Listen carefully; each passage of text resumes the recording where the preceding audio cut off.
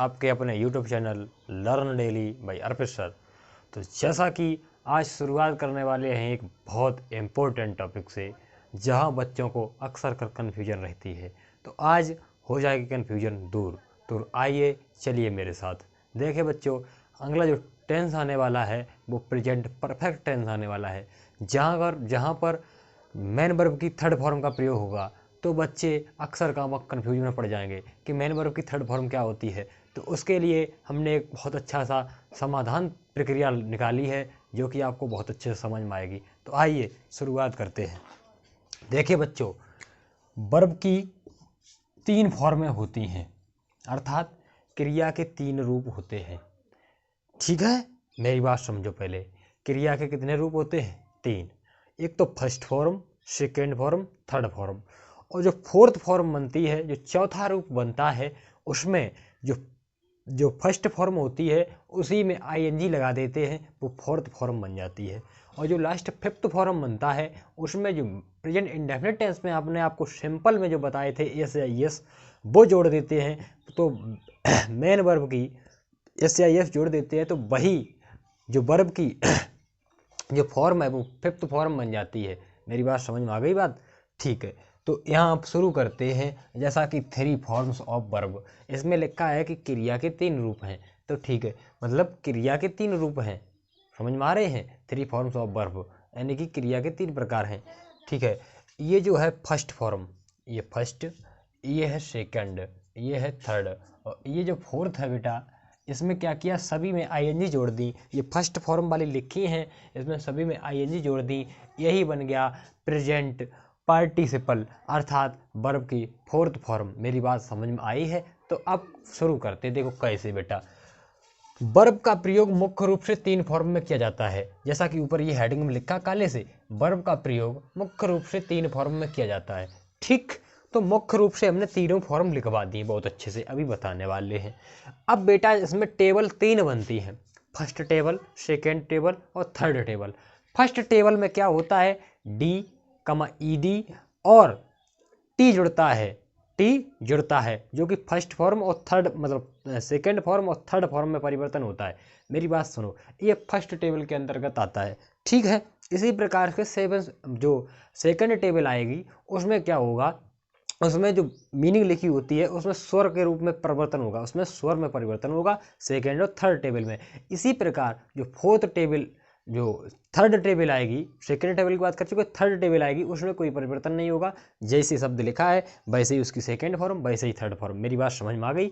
ठीक है, तो अब समझाते हैं बेटा।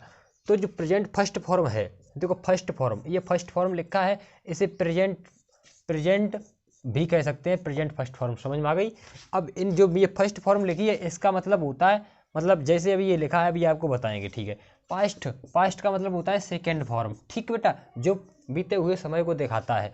पास्ट पार्टिसिपल यानी कि थर्ड फॉर्म, ये थर्ड फॉर्म को पास्ट पार्टिसिपल भी कहते हैं। प्रेजेंट पार्टिसिपल का मतलब होता है कि फर्स्ट फॉर्म में आईएनजी जोड़ देना, अर्थात प्रेजेंट पार्टिसिपल होता है। आशा करते मेरी बात समझ में आती होगी। ठीक है, इसी प्रकार जैसे ये फर्स्ट मीनिंग है, फर्स्ट जो मतलब वर्ड है उसका एब्यूज लिखा है, तो एब्यूज का मतलब होता है बेटा गाली देना। तो गाली देना को सेकेंड फॉर्म में क्या कहेंगे, एब्यूज्ड। क्या कहेंगे, एब्यूज्ड। थर्ड फॉर्म में भी एब्यूज कहेंगे। और फोर्थ फॉर्म में देखो एब्यूज लिख दिया, आईएनजी जोड़ दिया, तो ये फोर्थ फॉर्म बन गई। फोर्थ फॉर्म आपको बहुत अच्छे समझ में आ गई होगी, क्योंकि फर्स्ट फॉर्म में ही आईएनजी जोड़ देते हैं, भाई फोर्थ फॉर्म बन जाती है, अर्थात प्रेजेंट पार्टिसिपल बन जाती है। ठीक बच्चे, अगला एडवाइज का मतलब होता है सलाह देना।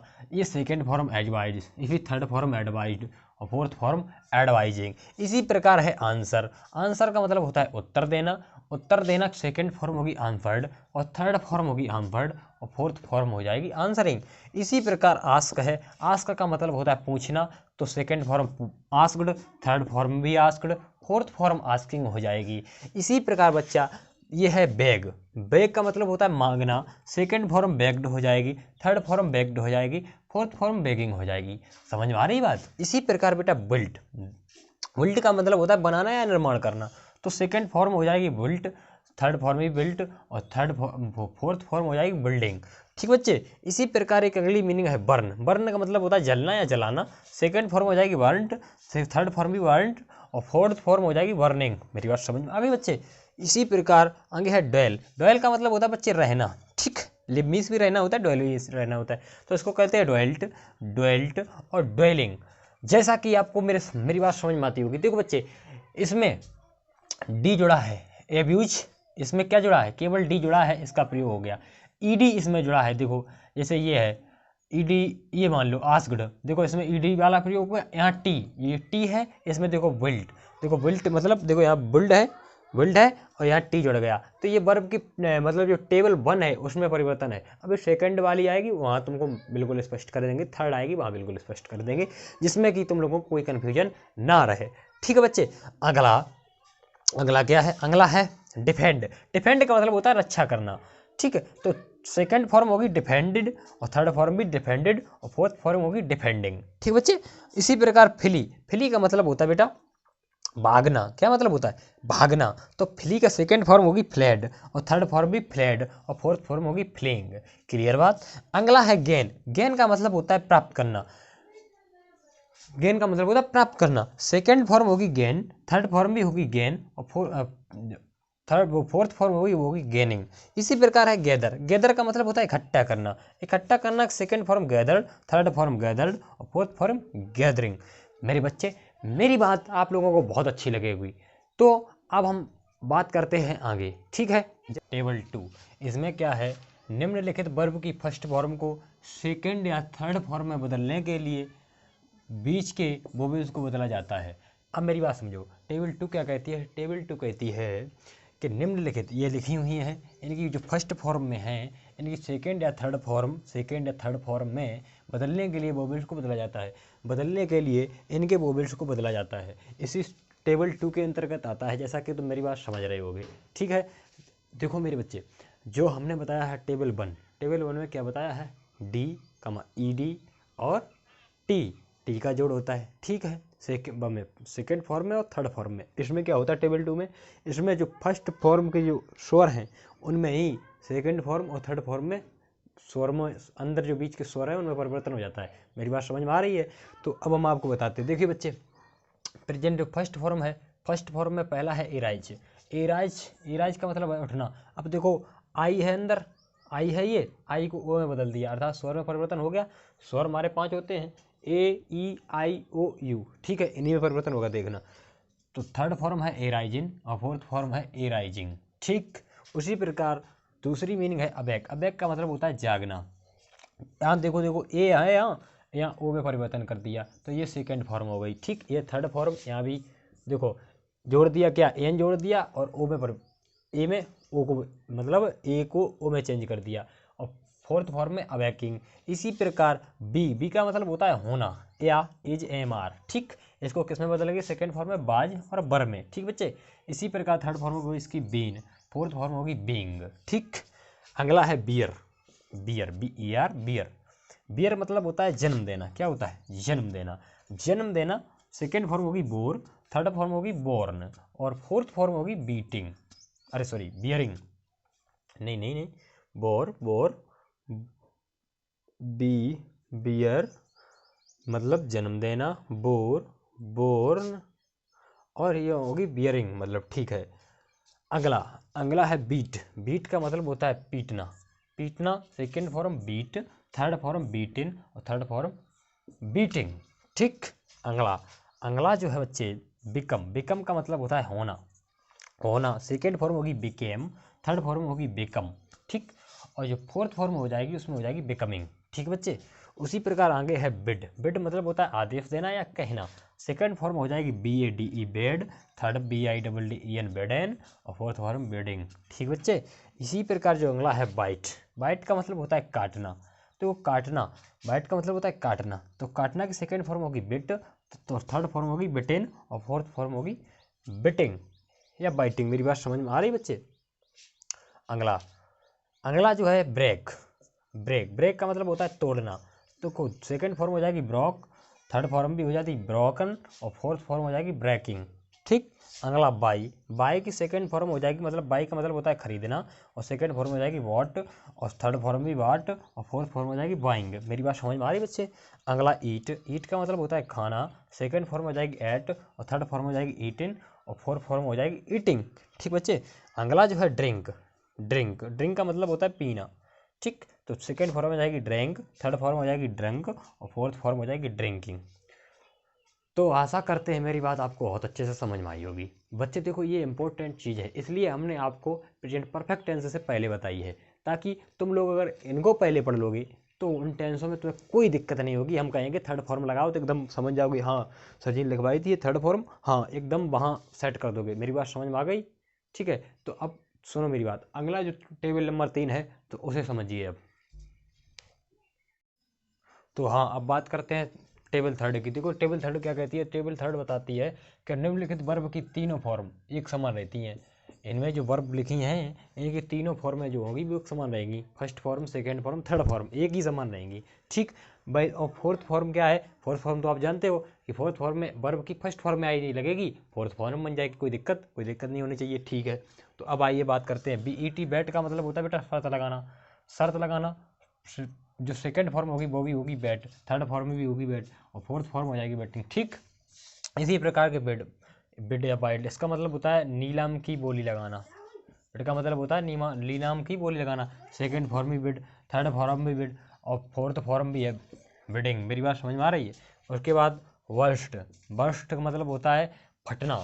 कहने देते फर्स्ट बहुत चीज़ वर्स्ट हो गई, तो वर्स्ट मतलब फटना, वर्स्ट। तो ये थर्ड फॉर्म भी हो गई। चौथ फोर्थ फॉर्म हो गई वर्स्टिंग। अगला शट, शट का मतलब होता है बंद करना। फिर होगी सेकंड फॉर्म भी शट, थर्ड फॉर्म भी शट, और फोर्थ फॉर्म भी शटिंग। अगला कास्ट, कास्ट का मतलब फेंकना, फेंकना। सेकंड फॉर्म भी कास्ट, थर्ड फॉर्म भी कास्ट, फोर्थ फॉर्म कास्टिंग। अगला कॉस्ट, कॉस्ट का मतलब कीमत होना या महंगा। ठीक, तो इधर cost second form, cost third form, costing fourth form. ठीक, इसी इधर कट, कट का मतलब काटना। सेकंड फॉर्म भी कट, थर्ड फॉर्म भी कट, और फोर्थ फॉर्म में कटिंग। इसी प्रकार हिट, हिट का मतलब होता है मारना, मारना। सेकंड फॉर्म भी हिट, थर्ड फॉर्म भी हिट, फोर्थ फॉर्म भी हिटिंग। अगला हर्ट, हर्ट का मतलब चोट पहुंचाना, चोट पहुंचाना। सेकंड फॉर्म भी हर्ट, थर्ड फॉर्म भी हर्ट, और फोर्थ फॉर्म हर्टिंग। ठीक, इसी प्रकार लेट, लेट का मतलब होता है होने देना या आज्ञा न देना। तो सेकंड फॉर्म भी लेट, थर्ड फॉर्म भी लेट, फोर्थ फॉर्म लेटिंग। ठीक बच्चे। अगला है रीड, ये रीड, रीड का मतलब पढ़ना। तो इसकी सेकंड फॉर्म भी रीड होगी, थर्ड फॉर्म भी रीड होगी, फोर्थ फॉर्म हो जाएगी रीडिंग, ING। ठीक। अगला इधर पुट, पुट का मतलब होता है रखना। सेकंड फॉर्म भी होगी रखना, third form, sorry second form भी होगी पुट, थर्ड फॉर्म भी होगी पुट, और फोर्थ फॉर्म होगी पुटिंग। तो अब बताइए प्यारे बच्चों कहाँ दिक्कत है? देखिए, हमने वर्ब की 3 फॉर्म बताई थी, जो हमने ऊपर हेडिंग लिखवाई है 3 फॉर्म्स ऑफ वर्ब, अर्थात क्रिया के 3 रूप हमने आपको बताए। ठीक, इधर क्या लिखा? वर्ब का प्रयोग मुख्य रूप से 3 फॉर्म में किया जाता है, मुख्य रूप से 3 फॉर्म में किया जाता है। ये रहा फर्स्ट फॉर्म, ये रहा सेकंड फॉर्म, ये रहा थर्ड फॉर्म। ठीक है बच्चे, इसे प्रेजेंट फॉर्म भी कह सकते हैं, इसे पास्ट सेकंड फॉर्म भी कह सकते हैं, ये प्रेजेंट पार्टिसिपल भी कह सकते हैं। और अगला जो है प्रेजेंट पार्टिसिपल, इसका मतलब होता है वर्ब की फोर्थ फॉर्म, अर्थात प्रेजेंट जो वर्ब की फर्स्ट फॉर्म में ING जोड़ देना। मेरी बात क्लियर? ठीक है बच्चे, तो हमने आप लोगों को कुछ महत्वपूर्ण लिखाए हैं जो वर्ब की मतलब तीनों फॉर्म हैं, तीनों टेबलों में हमने कुछ महत्वपूर्ण वर्ड लिए हैं, और मेरी बात आप लोग बहुत अच्छे से समझ गए होंगे। तो इसी तरीके से ये फॉर्में बदलती हैं, इसी तरीके से फॉर्म को रूप बदलते हैं। जैसे वाक्य बनता जाएगा फॉर्में बदलती जाएंगी। हम आप लोगों को रूल लिखाएंगे कि मतलब रूल लिखाने वाले हैं अगले टेंस में, जो होगा tense present perfect, tense present perfect में हम बताएंगे कि मुख्य क्रिया में थर्ड फॉर्म लगेगी, तो आप लोग समझ नहीं पाते, इसलिए हमने आप लोगों को बहुत अच्छे से इस चीज़ को क्लियर कर दिया है। तो आशा करते हैं आप लोग मेरी बात को अच्छी तरीके से समझते होंगे। यदि मेरी वीडियो आप लोगों को अच्छी लगे तो लाइक एंड सब्सक्राइब करें, तथा ज़्यादा से ज़्यादा लोगों में शेयर करें ताकि हर बच्चा पढ़ सके। आइए, तो हाँ दोस्तों, अब बात करते हैं ट्रिक की। अब देखिए आएगा मज़ा। देखिए वर्ब की ट्रिक क्या होती है, वर्ब को पहचानने के लिए महत्वपूर्ण ट्रिकें, तो अब आएगी आनंद ही आनंद। अब मेरे साथ आप बने रहिए। तो देखिए बेटा कैसे पहचानते हैं। देखो अभी अपने आपको बताया टेबल 1, टेबल 2, टेबल 3, और बहुत अच्छे से बताया है। ठीक है, तो आप लोग उस चीज़ को आप कॉन्सेप्ट के रूप में समझ चुके होंगे। अब आइए ट्रिक के बेस पर समझते हैं। देखो ट्रिक, देखिए ट्रिक क्या है, मेरी बात ध्यान से रखना। देखो बेटा, रेगुलर वर्ब, आप समझो रेगुलर वर्ब और इधर इरेगुलर वर्ब, ठीक, रेगुलर वर्ब और इरेगुलर वर्ब। अब मेरी बात सुनो, रेगुलर वर्ब वो वर्ब होती हैं जिनमें सभी फर्स्ट फॉर्म के साथ ईडी, डी या टी जुड़ा हो, वहां रेगुलर वर्ब होता है। तो मेरी बात समझ चुके होंगे, जहां डी ईडी लगा हो, डी कामा ईडी कामा डी लगा हो, वहां रेगुलर वर्ब होता है। और जहां टेबल 2 और टेबल 3 का प्रयोग होता है, वहां इरेगुलर वर्ब होता है। जैसे अभी हमने आपको बताया था गो, तो इसका क्या होगा, बेंट और गोन। तो देखो, अर्थात सेकेंड फॉर्म थर्ड फॉर्म में परिवर्तन अलग अलग हो, अर्थात एक समान हो। जैसे कट कामा कट, ये सभी एक समान है। तो ये कौन से हैं, इरेगुलर वर्ब, वो वर्ब जो समान हो, जिनकी सभी फॉर्म समान हो तथा जिनके सभी फॉर्म भिन्न हो, उन्हें इरेगुलर वर्ब कहते हैं। रेगुलर वर्ब किसे कहते हैं, वे वर्ब जिनके अंत में ईडी या डी लगा हो, उन्हें रेगुलर वर्ब कहते हैं। अब आया होगा आपको मज़ा। तो यही है थी वर्ब को पहचानने की ट्रिक, जो हमने आपको बहुत मज़ेदार बताई। अब हंसते हंसते कर जाइए इन सभी को याद। तब तक के लिए धन्यवाद।